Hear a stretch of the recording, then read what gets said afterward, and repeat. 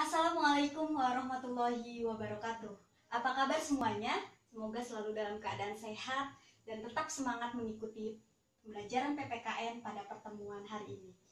Baiklah, di sini perkenalkan, nama saya Siti Rani Nuraini dari jurusan PPKN Fakultas Keguruan dan Ilmu Pendidikan Universitas Sultan Ageng Tirtayasa.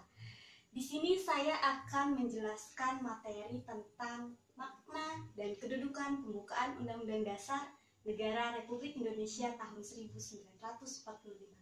Adapun kompetisi dasar yang akan saya sampaikan di sini adalah tentang menelaah makna, kedudukan, dan fungsi Undang-Undang Dasar Negara Republik Indonesia tahun 1945 dan peraturan perundang-undangan lainnya dalam sistem hukum nasional. Sebelum kita membahas materi tentang makna dan kedudukan pembukaan Undang-Undang Dasar Negara Republik Indonesia tahun 1945, kita harus mengetahui terlebih dahulu nih, apa itu Undang-Undang Dasar Negara Republik Indonesia tahun 1945. Undang-Undang Dasar 1945 merupakan hukum dasar tertulis yang ada di negara Indonesia. Nah, selain hukum dasar tertulis, ada juga nih hukum dasar yang tidak tertulis, atau dalam hal ini yang disebut dengan konvensi. Nah, konvensi itu apa sih? Yaitu aturan dasar yang ada dalam proses penyelenggaraan negara tetapi dalam bentuk yang tidak tertulis. Sebagai hukum dasar tertulis, Undang-Undang Dasar Negara Republik Indonesia tahun 1945 merupakan sumber hukum tertinggi yang ada di Indonesia dalam tata urutan peraturan perundang-undangan. Nah, pembukaan Undang-Undang Dasar 1945 ini merupakan bagian yang tak terpisahkan dari Undang-Undang Dasar 1945.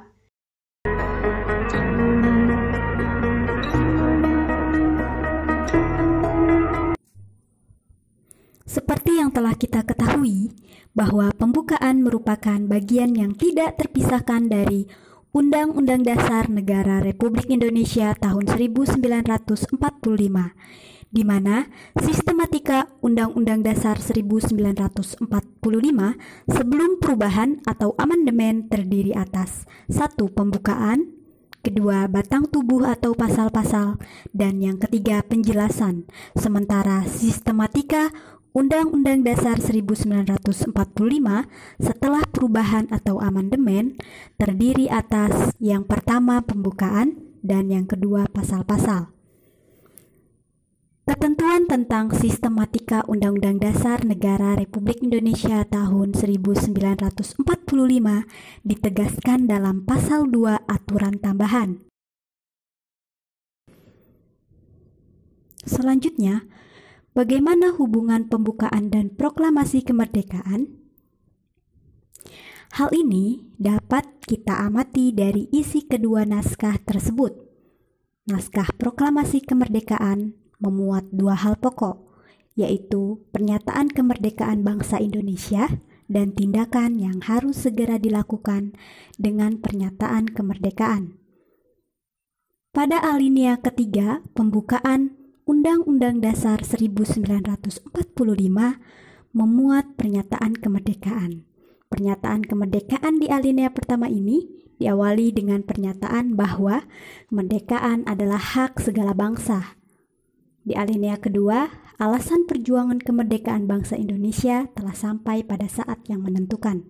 Juga dipertegas bahwa kemerdekaan merupakan atas berkat rahmat Allah yang Maha Kuasa dan dengan didorongkan oleh keinginan luhur.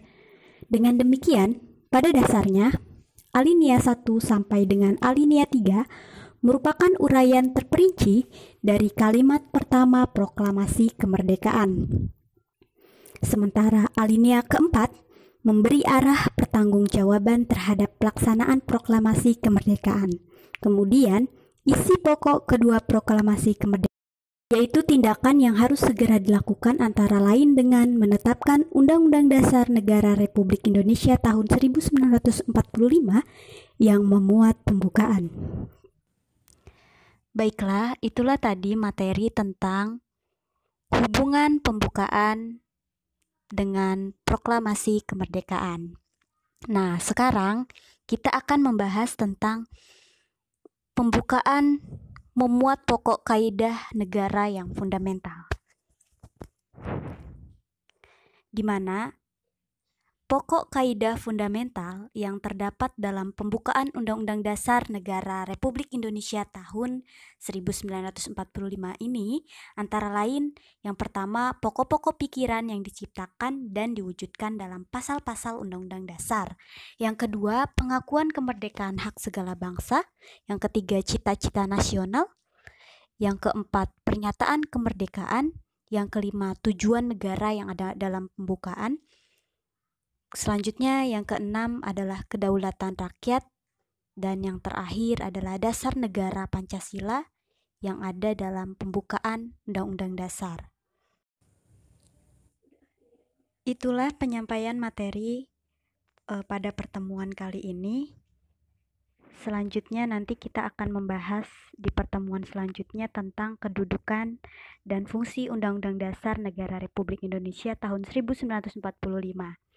Nah, kesimpulan dari materi kali ini yaitu di mana kelangsungan hidup negara Indonesia yang diproklamasikan pada tanggal 17 Agustus 1945 terlihat pada diubah atau tidaknya pembukaan Undang-Undang Dasar 1945 yang dijadikan sebagai sumber hukum tertinggi di Indonesia, di mana pembukaan ini merupakan sumber dari motivasi dan aspirasi perjuangan dan tekad bangsa Indonesia.